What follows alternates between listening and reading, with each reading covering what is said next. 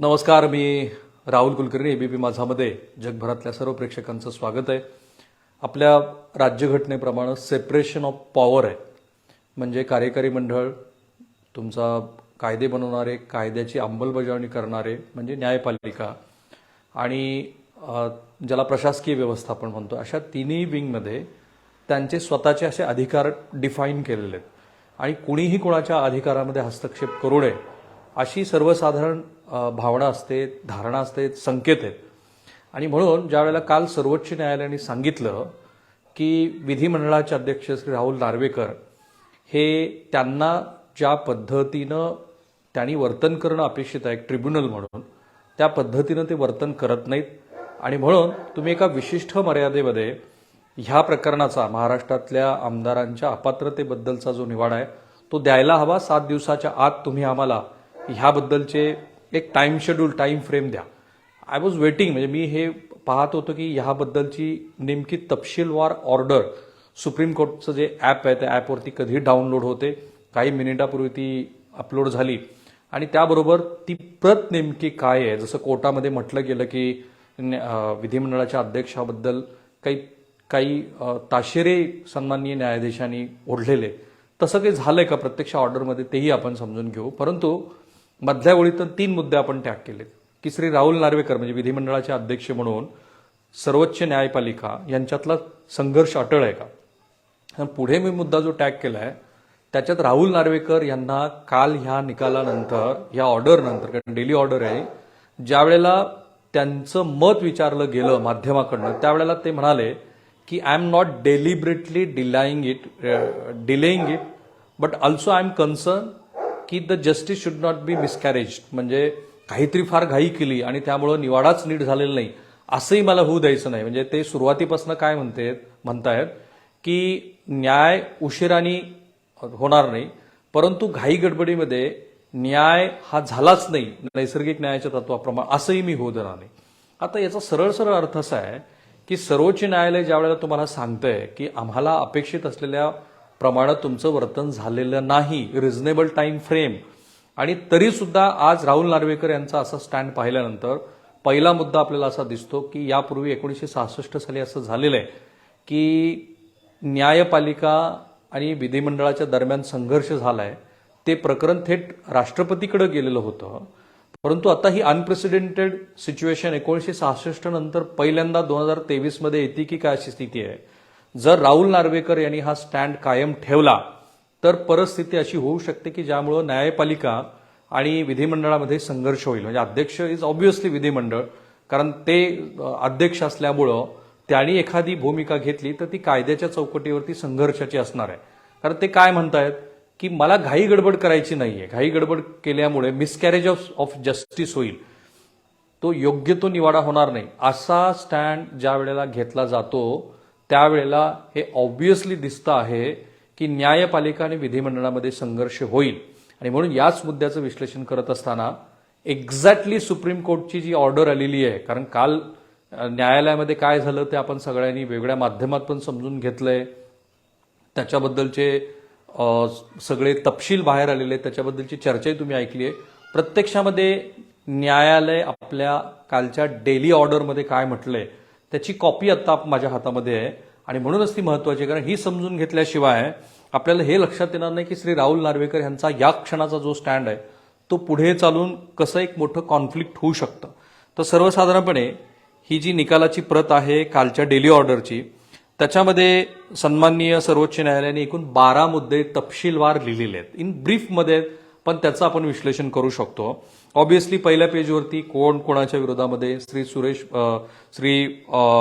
Sunil Prabhu versus the speaker Maharashtra state legislative assembly, जे respondent आहे त्यांची ही पिटिशन आहे. म्हणजे सुनील प्रभू यांनी याचिका दाखल केलेली आहे श्री उद्धव ठाकरे यांच्या गटाच्या बाजूनं की सन्माननीय न्यायालयाने जे रिझनेबल टाइम फ्रेम घालून दिलेलं आहे त्या टाइम फ्रेममध्ये माननीय अध्यक्ष काम करत नाहीत. इथे एक डिस्क्लेमर आहे, हे रिझनेबल टाइम फ्रेम देण्यामागे सुद्धा कॉन्स्टिट्यूशनचा ज्या सेपरेशन ऑफ पॉवर बद्दल आपण बोललो त्याचा आदरच सर्वोच्च न्यायालयाने ठेवलेला आहे. कारण जस्टिस फली नरिमन यांचं जे जजमेंट आलेलं होतं त्या जजमेंटमध्ये 3 महिन्याचा कालावधी हा विधानसभा अध्यक्षासाठी घालून दिलेला होता, जे जजमेंट सुप्रीम कोर्टामध्ये चॅलेंज केलं गेलेलं आहे.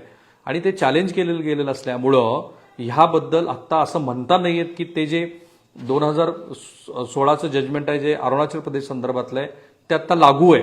आणि म्हणून तो जो रिझनेबल टाइम फ्रेम हा शब्द वापरला तो कोर्टाने विधानसभा अध्यक्षाचं विधानसभा अध्यक्षाचं कॉन्स्टिट्युशनली असलेलं जे महत्व आहे ते महत्व कायम ठेवलंय. आणि ते महत्व कायम ठेवूनच रिझनेबल टाइम फ्रेम हा जरी शब्द वापरलेला असला तरी प्रत्यक्षामध्ये न्यायालयाने त्यांना फक्त या शब्दात सांगितलं होतं की रिझनेबल टाइम फ्रेम, पण ती प्रत्यक्ष अशी वेळ नव्हती. महाराष्ट्र राज्याचे माजी मुख्यमंत्री श्री पृथ्वीराज चव्हाण यांनी पहिल्यांदा माध्यमांना हे सांगितलं की ती रिझनेबल टाइम फ्रेम म्हणजे नरिमन यांचं जे जजमेंट आहे ते 3 महिन्याच्या काळात तर ते आहे. प्रत्यक्षात कालही कोर्ट असं म्हटलेलं नाही, पण तरी हा शब्द पुन्हा इथे आलाय का आपण बघूया. Upon hearing the counsel the court made the following order. ही जी 12 याची ऑर्डर मी तुम्हाला सांगितली ती 12 आता ऑर्डर आपण बघू आणि मग तुम्हीच ठरवा की काल जे ताशेरे ओढले गेले वगैरे असं म्हटलं गेलं ते बरोबर आहे की चूक आहे.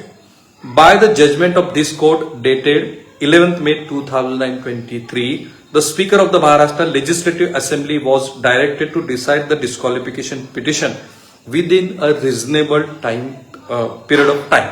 हा शब्द पुन्हा इथे आलाय की तुम्हाला आम्ही काय सांगितलं होतं 11 मेला की एका विशिष्ट वेळेमध्ये याचा निवाडा द्या. 11 मे, जून, जुलै, ऑगस्ट, सप्टेंबर, ऑक्टोबर म्हणजे जवळपास आता ऑक्टोबर येईल. तर हा कालावधी रिझनेबल टाइम फ्रेमच्या कोर्टाला अपेक्षित असलेल्या ज्याचा अर्थ पृथ्वीराज चव्हाण यांनी महाराष्ट्राला सांगितलं होतं की ते 3 महिने. प्रत्यक्षात तो निवाडा सुप्रीम कोर्टामध्ये चॅलेंज केला गेलेला आहे, पण रिझनेबल टाइम फ्रेम हा शब्द पुन्हा कोर्टानं आपल्या आजच्या ऑर्डरमध्ये वापरलाय. The grievance in the petition under article 32 of the Constitution is that despite the passage of over 4 months, the Speaker has not taken steps to decide the petitions. Court असं म्हणतंय की 4 महिने झाल्यानंतर सुद्धा आर्टिकल 32 प्रमाणे जो डिस्क्वालिफिकेशनचा मुद्दा असेल तर त्याप्रमाणे माननीय अध्यक्षांनी ती पिटिशनच अद्याप घेतलेली नाही. हा मुद्दा क्रमांक 2. The Solicitor General appearing on behalf of the Speaker has submitted a note indicating solicitor generally विधानसभा अध्यक्षाच्या वतीनं काय मुद्दा मांडलाय. इन समेशन 56 MLAs 53+3 कारण सुरुवातीला 16 जणांच्या विरोधातलं ज्याच्यामध्ये श्री एकनाथ शिंदे आहेत आणि अधिक 3 असं नंतर शिवसेना उद्धव ठाकरे गटाच्या बाजूनं डिस्क्वालिफिकेशनचा मुद्दा आला म्हणजे 19 आणि मग दोन्ही बाजूने एकमेकांच्या विरोधामध्ये पिटिशन झाल्या. तर अशा एकूण पिटिशन्स आहेत 56 are sought to be disqualified by the different factions on different causes of action and purported events of the disqualification. वेगवेगळी कारणं सांगून विधानसभा अध्यक्षाकडे एकूण 56 याचिका आलेल्या आहेत. असा सॉलिसिटर जनरली विधानसभा अध्यक्षाच्या बाजूनं जो डिफेन्स आहे त्यातला एक स्टँड घेतला होता. तोही मुद्दा क्रमांक 3 कोर्टाने आपल्या ऑर्डरमध्ये घेतलाय. मुद्दा क्रमांक 4 आहे 34 petitions required adjudication on 15th May 2023, 23rd May 2023 and 2nd June 2023 representations were filed before the Speaker by the petitioner for expeditious disposal of the disqualification petitions. एकूण अशा ज्या 56 याचिका आल्या त्यातल्या 4 पिटिशनर्समध्ये एकूण 15 मे, 23 मे, 2 जून या 3 वेळेला आमच्या ह्या याचिका निकाली लवकर काढा अशा पद्धतीचा आर्ग्युमेंट ही विधानसभा अध्यक्षाकडे केली गेलेली आहे. आपल्या ऑर्डरमधला मुद्दा क्रमांक 5 आहे सुप्रीम कोर्टाच्या. The note submitted by the speaker indicates that on 7th June 2023 a communication was addressed to the Election Commission of India seeking a copy of original constitution of Shiv Sena political party. याच्यात पुढे काय केलं विधानसभा अध्यक्षांनी तर 7 जूनला त्यांनी election कमिशनला विचारलं की मूळची शिवसेना म्हणजे श्री उद्धव ठाकरे यांची शिवसेना असं त्यांचं जे मत आहे ती तर मूळच्या शिवसेनेचा म्हणजे दिवंगत बाळासाहेब ठाकरे यांच्या शिवसेनेची जी घटना आहे त्या घटनेची आम्हाला प्रत द्या. On 7th July 2023 notice was issued on all the disqualification petitions except for group B petitions as categorized in the annexure to the note. The reply from the Election Commission was received on 22nd July 2023. On 27th July 2023, notice was reissued on the disqualification petitions on the ground B petitions. म्हणजे 7 जूनला विधानसभा अध्यक्षांनी election कमिशनला विचारलं की दिवंगत बाळासाहेब ठाकरे यांच्या शिवसेनेची आम्हाला घटना द्या. इलेक्शन कमिशनने, आता हा पहिल्यांदा मुद्दा आलाय, काल मला वाटत नाही ह्या चर्चेत कुठं आला असेल, इलेक्शन कमिशननी विधानसभा अध्यक्षाकडं 22 जुलै 2023ला मूळच्या शिवसेनेची त्यांच्या घटनेची प्रत दिलेली आहे. इथे एक गोष्ट लक्षात घ्या, इलेक्शन कमिशननं हा निवाडा दिलेला आहे. त्यांनी जे ट्रिपल टेस्ट वापरली होती त्या ट्रिपल टेस्टमध्ये सगळ्यात महत्वाची बाब जी एकनाथ शिंदे यांच्या बाजूने गेली ती आमदारांचं, खासदारांचं संख्याबळ जे एकनाथ शिंदे यांच्या बाजूने आहे आणि त्यांना मिळालेल्या मताची टक्केवारी. ट्रिपल टेस्टमधली सगळ्यात सोपी टेस्ट इलेक्शन कमिशननी स्वतःसाठी स्वीकारली आणि त्याप्रमाणे श्री एकनाथ शिंदे यांची शिवसेना आहे असं म्हणून त्यांना ते दिलं. पण या केसमध्ये प्रेक्षकांसाठी हा निकाल हा सुप्रीम कोर्टने आधीच सांगितलेला आहे की हा रेट्रोस्पेक्टिव्हली पूर्वलक्षी प्रभावानं तुम्हाला वापरता येणार नाही आणि त्यामुळं भारताच्या इतिहासात पहिल्यांदा विधानसभेच्या अध्यक्षाला हे ठरवायचं आहे की कोणाचा पक्ष हा खरा पक्ष आहे. आणि त्यासाठी जरी एक प्रेसिडेंट त्यांच्यासमोर असलं, कारण इलेक्शन कमिशनची जरी पिटिशन असली तरी सर्वोच्च न्यायालयाने ऑलरेडी त्यांना सांगितलंय की हा प्रेसिडेंट नाहीये, तुम्हाला स्वतःवरती स्वतःचा अंदाज घेऊन किंवा स्वतःचे नियमावली घेऊन स्वतःचं आकलन घेऊन त्याप्रमाणे राजकीय पक्ष कोणता हे ठरवायचंय. तर ही प्रोसेस जवळपास त्यांनी इलेक्शन कमिशनला मागितली आणि पुन्हा इलेक्शन कमिशनने त्यांना घटना दिली. ही प्रोसेस पूर्ण झालेली आहे. पुन्हा 27 जुलै 2023ला अध्यक्षांनी पुन्हा नोटिसा सगळ्या इश्यूज केल्या. आता मुद्दा क्रमांक 6 जो सुप्रीम कोर्टच्या ऑर्डरमध्ये ऑन 14 सप्टेंबर 2023 अ हिअरिंग टूक place before the speaker in the disqualification petition. Exactly काल 18 तारखेला सुप्रीम कोर्टमध्ये हे प्रकरण आलं. त्याच्या 4 दिवस आधी सुप्रीम कोर्टाच्या याचिकेमुळे असेल बहुधा, पण माननीय अध्यक्षांनी पुन्हा एकदा या सगळ्या मंडळींच्या संदर्भामध्ये सुनावणी घ्यायला सुरुवात केली. आणि म्हणून सुरुवातीला कोर्ट जे म्हणाले ते जास्त महत्वाचं. By the judgement of this court dated 11 in the grievance in the petition under Article 32 of the Constitution is that despite the passage of over 4 months, the Speaker has not taken step to decide the petitions. बहुधा दुसऱ्या क्रमांकाच्या मुद्द्यामध्ये तुम्ही काहीच केलेलं नाही असं जे सौम्य शब्दामध्ये कोर्टाने सांगितले, त्यातला मुद्दा क्रमांक 6 अधिक स्पष्ट करून सांगतं कोर्ट की 14 तारखेला तुम्ही ह्याबद्दलचा हेअरिंग लावली पण तोपर्यंत तुम्ही काहीच केलेलं नव्हतं. The order pass bye the speaker indicates that the counsel for the petitioner stated that an application was being moved in the course of the day seeking clubbing of the petitions.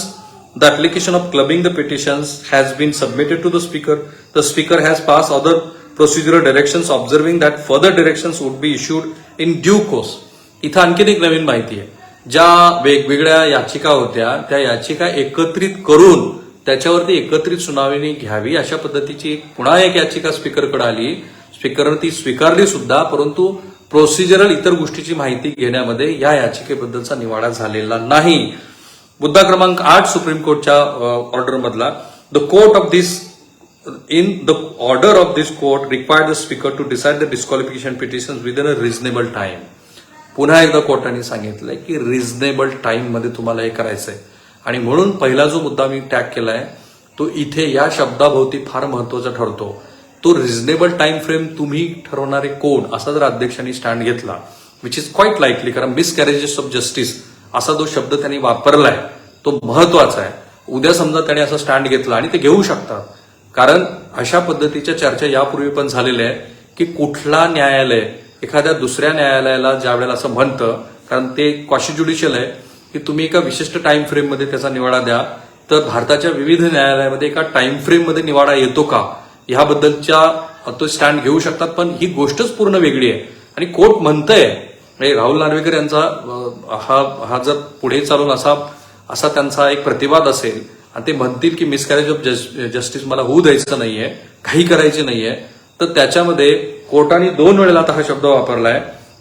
The order of this court required the speaker to decide the disqualification petitions within a reasonable time while this court is cognizant of the need to ensure a sense of comity between the speaker who is the head of the legislative assembly. आम्हाला तुमच्याबद्दल सन्मान ठेवायचा आहे, पण पुढचं वाक्य फार महत्वाचं आहे की रिझनेबल टाइम फ्रेम हे कुठल्या कॉन्टेक्स्टमध्ये कोर्ट म्हणतंय. We would equally expect difference to the directions which have been issued by this court in the exercise of its constitutional power of judicial review by the speaker. आम्ही पण सर्वोच्च न्यायालयाने तुम्हाला जे डायरेक्शन दिलेले आहे त्याचा सुद्धा सन्मान व्हायला हवा. आणि पुढचं जे वाक्य महत्वाचं आहे ते पुढे जाऊन खूप बोन ऑफ कंटेन्शन ठरू शकतं कायद्याच्या दृष्टीनं, म्हणजे चर्चा म्हणून. It's a constitutional by this court in the exercise of this constitutional power of judicial review by the speaker acting as a tribunal under the 10th schedule to the constitution.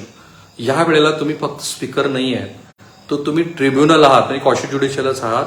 कुठल्या केसमध्ये तर शेड्यूल 10 प्रमाणे तुम्हाला हा निवाडा द्यायचा आहे की विधिमंडळाच्या आतमध्ये जे काही घडलेलं आहे ते कोणाचं बरोबर आहे आणि कोणाचं चूक आहे, तर त्याबद्दलचा तुम्हाला निवाडा द्यायचा आहे. आम्ही तुमचा सन्मान करतो की तुम्ही लेजिस्लेटिव्ह असेंब्लीचे प्रमुख आहात, पण ह्या केसमध्ये तुम्ही ट्रिब्युनल आहात. बेसिकली तुम्हाला निवाडा द्यायचा आहे. त्यामुळे तुमच्या घटनात्मक पदाच्या गरिमेबरोबरच ट्रिब्युनल म्हणून न्यायपालिकेची जी गरज आहे ती तुम्हाला पार पाडण्याची गरज आहे असं कोर्ट म्हणते. आणि तोच महत्वाचा मुद्दा ठरणार आहे. मुद्दा क्रमांक 9 आहे सुप्रीम कोर्टच्या ऑर्डरमध्ये. We now direct that the proceeding shall be listed before the speaker within a period of 1 weak.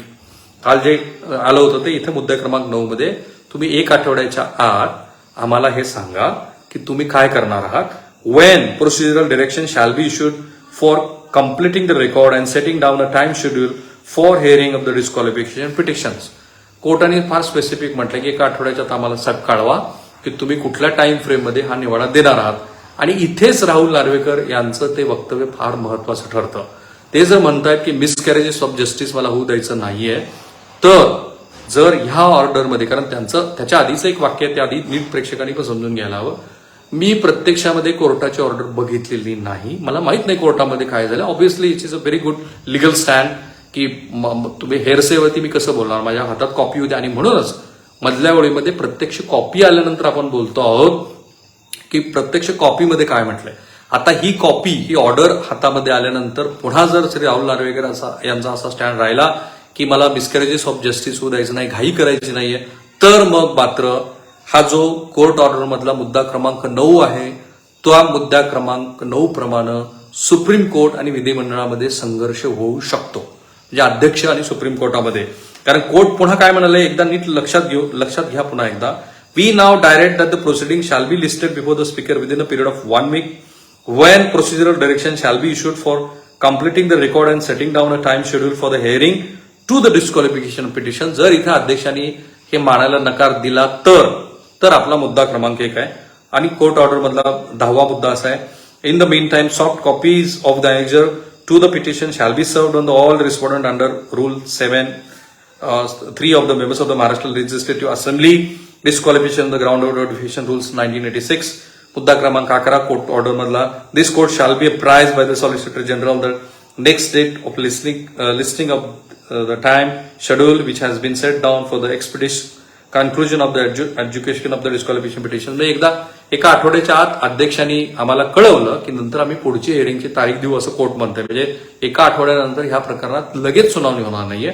अध्यक्षांनी जे सादर केलेलं आहे त्याच्यावरती कोर्ट बघेल आणि मग पुढची सुनावणी देईल. आणि लास्ट मुद्दा आहे list the petitions on 3 October 2023. आता त्यांनी कोर्टाने सांगितले की आम्ही 3 ऑक्टोबरला ह्याबद्दलचा पुन्हा एकदा ह्याबद्दलची सुनावणी घेऊ.